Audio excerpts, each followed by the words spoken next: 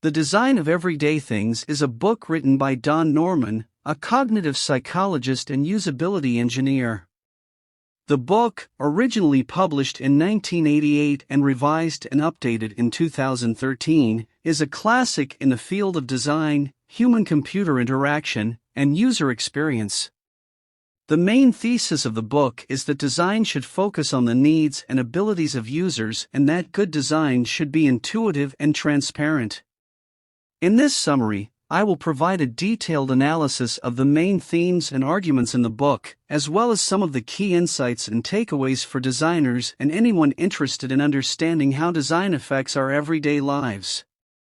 Chapter 1: The Psychology of Everyday Things. In the first chapter, Norman introduces the concept of affordances, which are the perceived possibilities for action that an object offers to a user. Affordances are a critical aspect of design because they determine how users will interact with an object. Norman argues that good design should make affordances clear and unambiguous, so that users can easily understand how to use an object. Norman also discusses the importance of feedback in design, which is the information that a user receives from an object about the consequences of their actions. Good design should provide clear and immediate feedback, so that users can adjust their actions accordingly. Chapter 2: The Psychology of People. In the second chapter, Norman delves into the psychology of human behavior, including attention, memory, and perception. He argues that good design should take into account the limitations and biases of human perception and memory, in order to create designs that are intuitive and easy to use. For example, Norman explains how our short-term memory is limited and how information that is not immediately relevant to a task can interfere with our ability to remember important details. Good design should take into account these limitations and avoid presenting users with extraneous information that might interfere with their ability to complete a task. Chapter 3: The Conceptual Model. In the third chapter, Norman introduces the concept of the conceptual model, which is the mental model that a user develops about an object based on their previous experiences and interactions. Norman argues that good design should be consistent with the user's conceptual model, so that the user can easily understand how to use an object. For example, a light switch should be designed in such a way that it is clear which direction corresponds to on and which direction corresponds to off.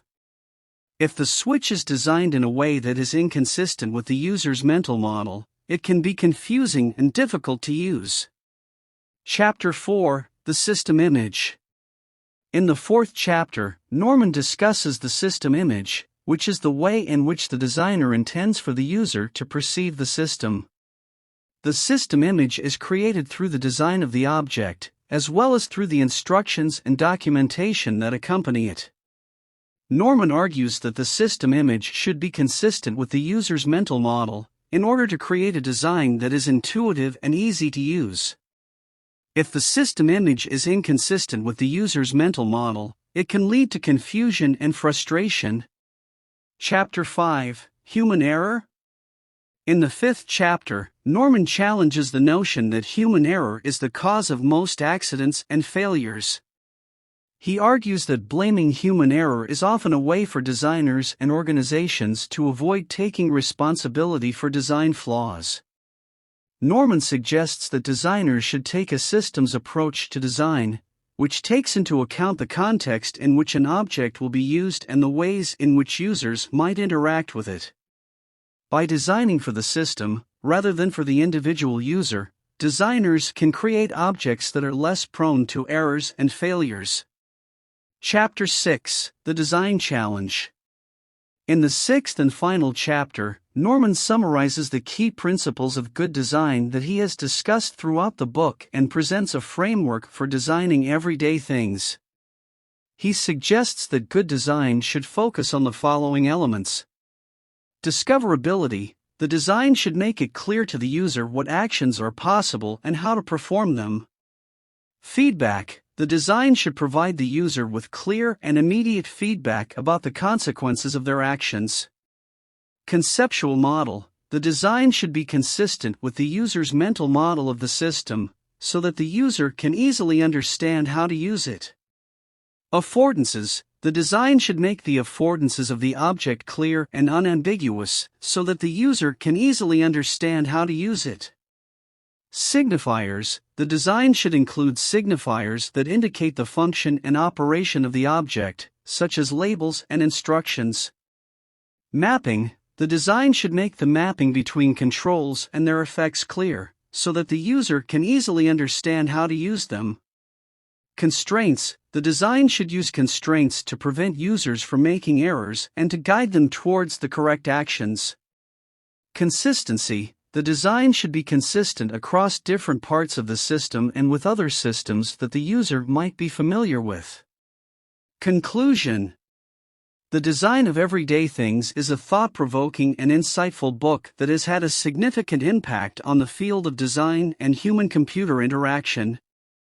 Don Norman's emphasis on the needs and abilities of users, and his focus on creating designs that are intuitive and transparent, is an important reminder that design is not just about aesthetics or functionality, but about creating objects that are easy and enjoyable to use.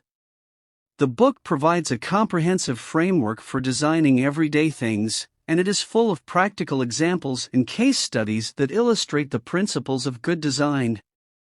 Designers and anyone interested in understanding how design affects our everyday lives will find this book to be a valuable resource that challenges assumptions and provides a fresh perspective on the role of design in our world.